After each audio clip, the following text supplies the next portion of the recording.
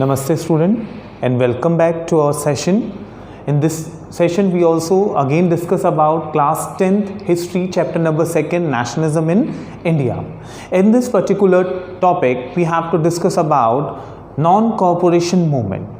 India's one of the most important first movement introduced by Mahatma Gandhi, non-corporation movement. This was the first mass movement introduced by Mahatma Gandhi just after 1919 incidents.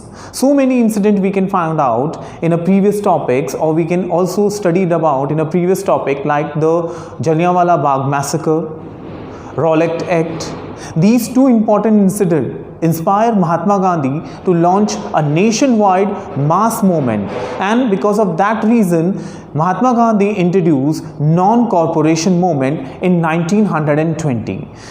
Basically Mahatma Gandhi already told us or expressed his view through the book Hind Swaraj. In that book he already mentioned that we Indian cooperated to the Britishers, and by that reason Britishers were established their empire in our India. So automatically when we not cooperated Britishers, then definitely within a 1 year the entire British empire was collapsed from our India. So for that reason Mahatma Gandhi introduced this movement, non-corporation movement. This movement was introduced in year 1920 by Mahatma Gandhi to introduce in a several stages. What were the stages? Let's see. The first, surrender of title. Mahatma Gandhi told each and every person of a society or a prominent people of a society that the titles, honors or a privileged honors which were provided by the British government to the people or a person, they have to hand it to back to the Britishers, or surrendered that titles and honors to the Britishers. Then in a second stage Mahatma Gandhi told people to boycott from civil services, army, police, court, etc.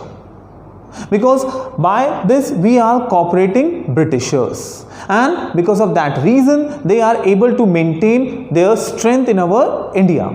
So Mahatma Gandhi directly called out the people, those who are related to the civil services, that they have to boycott from their jobs. In a third stage Mahatma Gandhi told that people encourage our Swadeshi goods and boycotted foreign goods.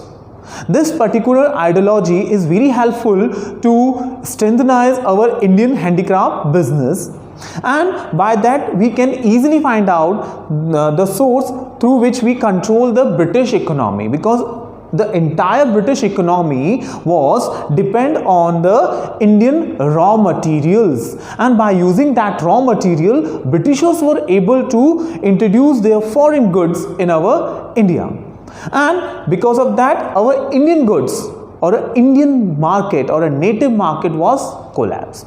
So we have to boycotted foreign goods. Students, those who are studied in a school and colleges, they were told by Gandhiji that they also boycotted from the schools and colleges which were run by the Britishers.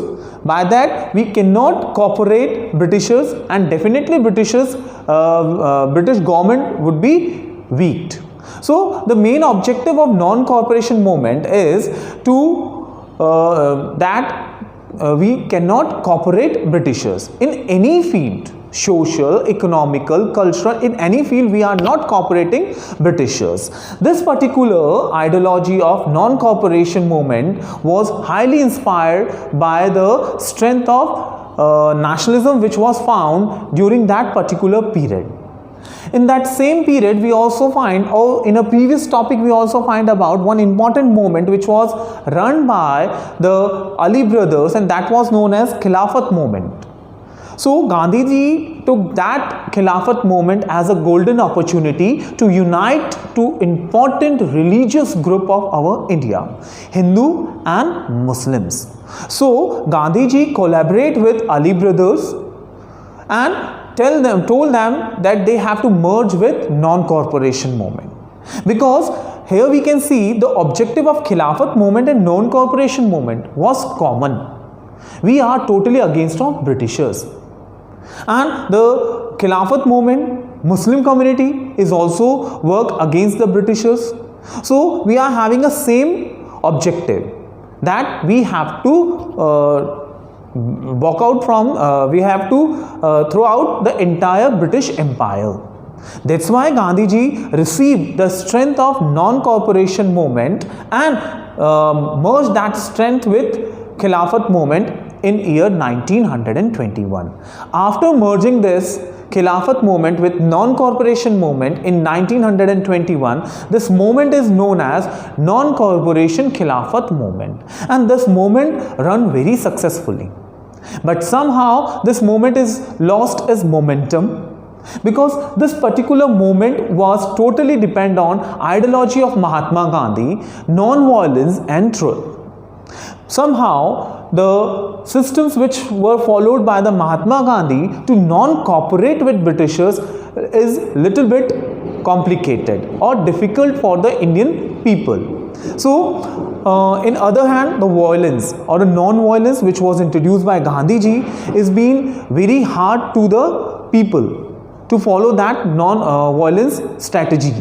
So we can say that if people are adopted the truth and non-violence, then definitely people are received a good strength against Britishers by this movement. But somehow people were started using violence in upcoming stages or in upcoming period of non-cooperation movement. That thing we have to discuss in our next topic. Here we have to discuss about the brief introduction of non-cooperation movement, and in this we can find out this movement was started by Mahatma Gandhi in year 1920. In this movement the main objective is not to cooperate Britishers, and this movement was unfolded by Gandhiji in a several stages. 3 stages are written over here. First one is surrender of title, boycott of civil services, boycott of foreign goods, and lastly we discussed that this particular movement was merged with Khilafat movement in 1921.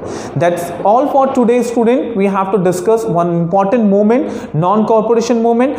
Next we have to discuss in our next class. Thank you.